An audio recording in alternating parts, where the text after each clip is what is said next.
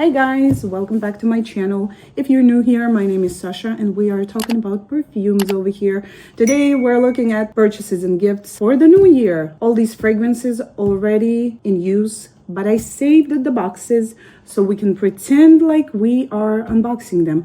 And the first one is a New Year's gift. It's Sabrina Carpenter's Sweet Tooth, the original pink bottle. This is a 30 milliliter bottle. The cardboard packaging is baby pink with bronze embossing. Of course, you have your details at the back. And we all know how the bottle looks like. It's a pink chocolate bar with gold embossing on the side. Sabrina's fragrances appear on our market around the summertime and somewhere in October or November. I tested out all four of them. We still didn't get the last release, which is lemon pie. So here is the process in my head. Either the same pink color of the bottle, either similarities in the notes made me think that this fragrance might be a great substitute for Sweet Like Candy. These fragrances are not the same, but they share a lot of similar qualities to me. The perfumer is Gilles Clavienne, and the main accords are sweet vanilla, powdery, warm, spicy, musky. Top notes are marshmallow, chocolate, candied ginger, bergamot. Middle notes are Madagascar, vanilla, coconut milk, jasmine. Base notes are whipped cream, sugar, musk, and cashmere wood. To me, this is perfume for a good mood. Going to bed perfume. Daytime, easy breezy. You're not fussing about your look. You're running your errands. You can sort of smell all the notes except candied ginger, and it has a little bit thicker base in comparison to Sweet Like Candy. So you have all these candy, sugary, edible notes in the beginning, and later in development you get reminded that it's a perfume and you don't want to bite in it. It has really nice balance between freshness and creaminess. The longevity is 1 to 2 hours. It's nice, it's carefree, it's not working the best in winter. I feel like it's lacking warmth right now. I remember it being way more interesting in October, so I'm looking forward to spring sunny days.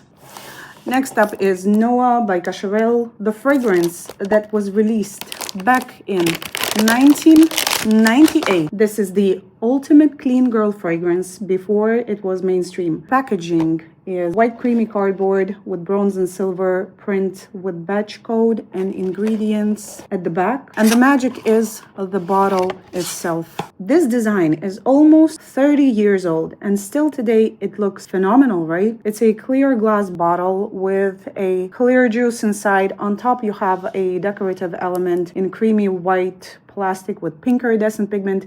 There's no cap. This is the actual sprayer. And inside you have a little pearl from the same material as the plastic top. This is a 50 milliliter bottle that retails for 50 euros in our drugstore, which is already a great deal. And I got it for 30. The nose behind this fragrance is Olivier Cresp, no introduction needed. And this is one more example when Oliver releases fragrances way ahead of their time, because back in the 90s, two biggest trends were either thick, rich, mysterious fragrances like Hypnotic Poison, like L'Elephant by Kenzo, Poem, Trésor, Angel by Mugler as well, which is also his creation and also ahead of this time, or juicy, citrusy aquatics like CK1, Acqua di Gio, Lo Parkenzo, and Noa is not falling into any of those categories. Here are the accords that I'm not going to read. They are telling you nothing about the smell. And here are notes that also tell you nothing. By looking at these notes, you can hardly imagine the scent.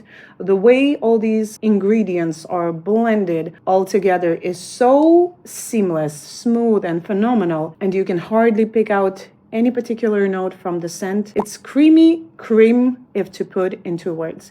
It's a high-end, quite luxury, rich body lotion, or this old school classical white bar of soap. It is very soapy, second skin scent. It has delicate makeup powder accord and thinnest soude accord. I cannot define it as fruity or floral or spicy, none of it.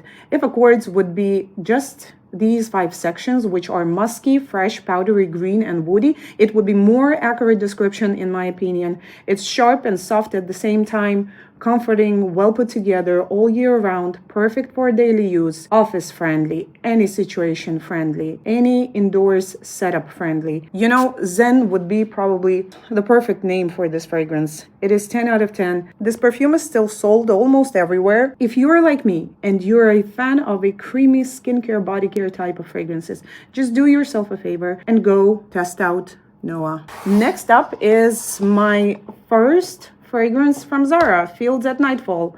I was quite surprised how close of a dupe it is to one of my favorite Zadig and Voltaire, This Is Her, which honestly makes me happy and sad at the same time. On the other hand, Zara does what it does the best. It copies and recycles world-known luxury brands in the way where we can purchase our clothing without destroying our bank account. This was only $8.95 for a 30 milliliter bottle. This is a part of their nude collection, packaged accordingly in a nude peachy beige cardboard with gold print and a protection sticker. And on the inside, you have this minimalistic clear glass bottle, also with gold text and a nude cap. Main accords are woody, sweet, powdery, white floral, amber, warm, spicy, electronic, nutty, balsamic. Top note is praline, middle note is jasmine, and base notes are sandalwood and amber.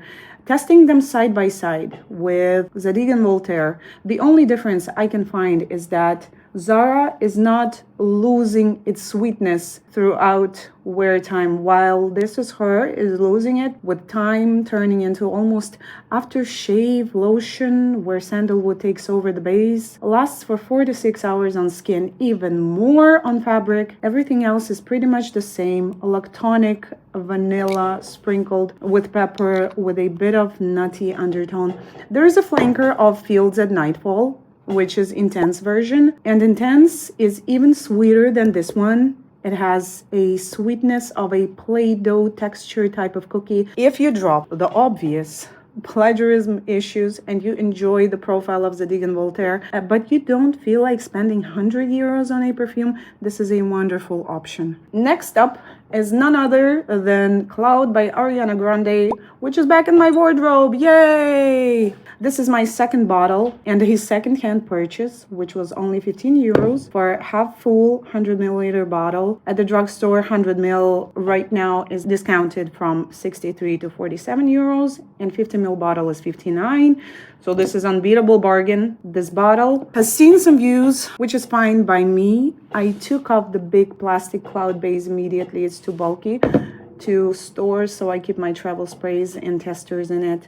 This perfume has a cult following, thousands of reviews. So the only thing I will say is that no, it does not smell to me like Baccarat Rouge 540. To me, this is juicy, happy, sweet, creamy lavender and coconut dancing in a field of musk and whipped cream. Amazing and lovely, still one of my favorite perfumes. And the last but not least is Son EDT by Dyptique. This was a part of a set that I was gifted. Here's how the packaging looks like. It is white cardboard with black print, standard Dyptique design, and a 10 milliliter travel spray on the inside. Fragrance is from 2005. The nose behind it is Fabrice Pellegrin. And the main accords are white floral, tuberose, animalic, musky, citrus. Top notes are African orange, flower, iris, rose. Middle notes are tuberose, pink pepper. Base notes are musk and benzoin. On the website, you can see that this is a whole bath line of products, starting from soap bar, finishing with a perfume version. The scent is a childhood memory of the founder of Dyptique, spending his summers in the city of the sun in Vietnam. This is bright and fresh and green, creamy tuberose, very sophisticated and effortlessly elegant, almost solo note for me. Perfect for daily wear, any occasion, wedding day, but you have to like tuberose. If you're not a tuberose lover, stay away from this perfume because she is quite in your face. Even from the smallest cap, it is attacking me. Also, once I sprayed it, I was immediately reminded about one more fragrance in my collection that's quite similar to Son. It is Jasmine Sambac Atelier de Fleurs by Chloe. It is the same genre, same freshness, same white flowers, just a bit watery version. So Son is on steroids with great lasting power, up to 10 hours by the way, and Jasminum is watered down version. So if you have Chloe, you might want to skip on this one, and vice versa. That's it for today, guys. If you made it till the end, thank you so much for watching. If this video was helpful, informative, and entertaining, please like and subscribe, and I'll see you in the next video. Bye.